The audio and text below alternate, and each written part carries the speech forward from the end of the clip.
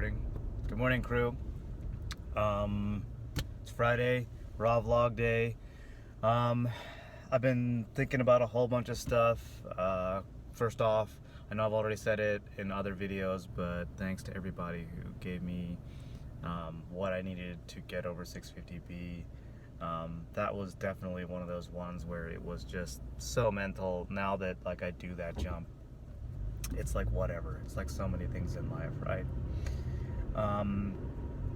And I thought I would talk a little bit about that, some of that stuff I talked about before, about staying, continuing to progress in my life, continuing to do things to improve myself. There's a whole bunch of different ways I think that I've approached that in my life. But keeping it focused on mountain biking, on riding, and what has really helped there, a lot of the psychological and emotional stuff helps there too. But I think maybe some ready to convey aspects of it are fitness aspects. I have thought about doing a video on maybe the 3 great exercises to get you better at descending or riding or something like that. Let me know if you're interested in that. So jumping into fitness, so let me give you some background first. I have not been a fitness guy most of my life.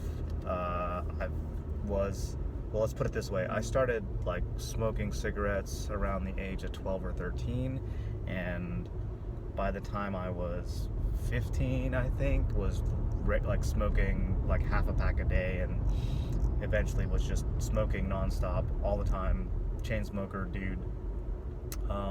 Grew up eating frozen pizzas and peanut butter sandwiches and chocolate milk, and not living the healthy lifestyle. And I didn't really get into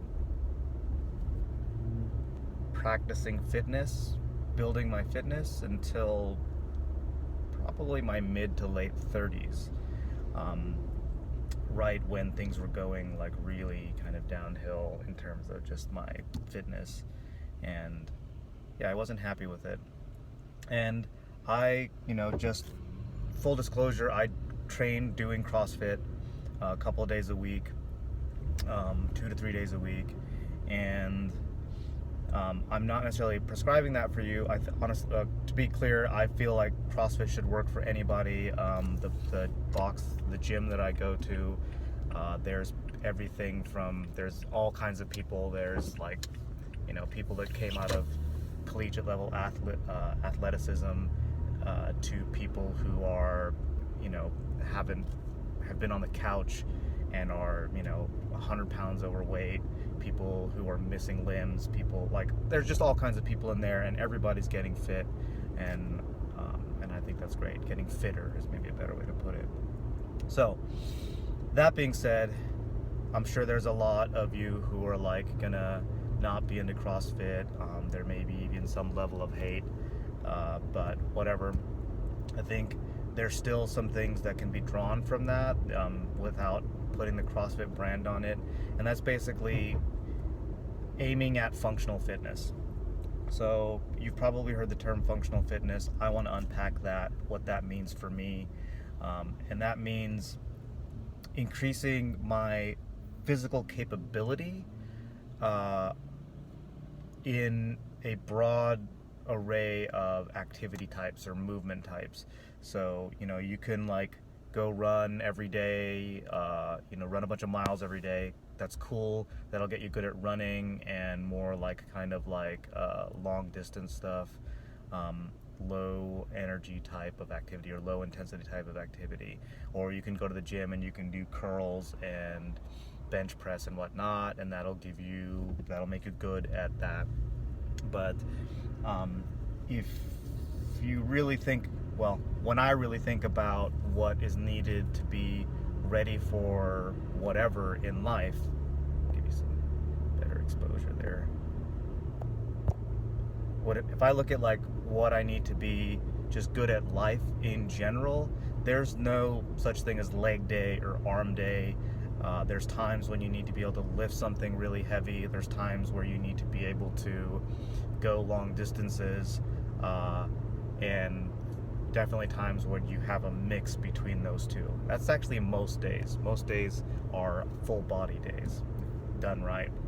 And if we think about mountain biking, it is definitely all of those things. Whether you're doing a long day out, a more XC type of day, whether you're at the park doing just DH runs or doing enduro days especially, it's going to require all that. And really getting into mountain biking, it's such, you're so active on the bike, requires a lot of core stability. It requires strength in the arms, the ability to move fast, be able to react, be able to take hits, all that kind of stuff. So functional fitness really gives you all that. It doesn't concentrate on a particular aesthetic, a particular physique. It concentrates on being ready for anything. So that's the kind of training I do. It really, another way to put it, it's training that makes you really good at doing movements that start at the core. And by core, I mean like your trunk. People think abs when they think core, but that's just one set of the core muscles. But basically your trunk, your torso, movements that start from there and ripple outwards. That's another way of thinking of functional movements or functional fitness, the ability to do that really well. So yeah, there's also a lot of movement patterns, I think, that go into how that make you fitter, because you also want to be able to move and move your body as well as external weight, and be able to handle external forces in a way that doesn't injure your body. So there's a lot of ways to, say, pick up 200 pounds. And of all those ways, there's probably only one or two ways to do that. There's probably only one or two ways to do that such that your body doesn't get injured or doesn't either have an acute injury or repeated or chronic injury. So yeah, that's my thoughts around that.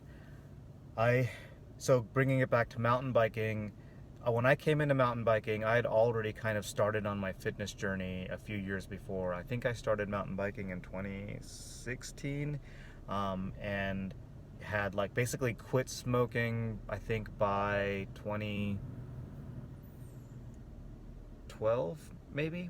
Yeah, 2012, and by 2013 had just kind of started on that fitness journey. That's when I started doing CrossFit in somebody's garage. So I had a few years of training before I came into mountain biking, and I have to say that has been the foundation for my progression in mountain biking. I'm not trying to brag here, but I have had a number of people comment and tell me that I've progressed pretty dang quickly. Most people don't progress this fast. It has nothing to do with any natural ability or anything like that.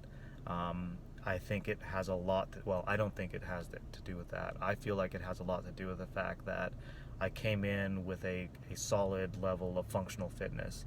So if I think at my first season up at Snow Summit, I actually, the first time I went up to Snow Summit, the first season, I didn't hit any of the park trails. I would just use the lift to go ride Going Green and then some of the trails on the back.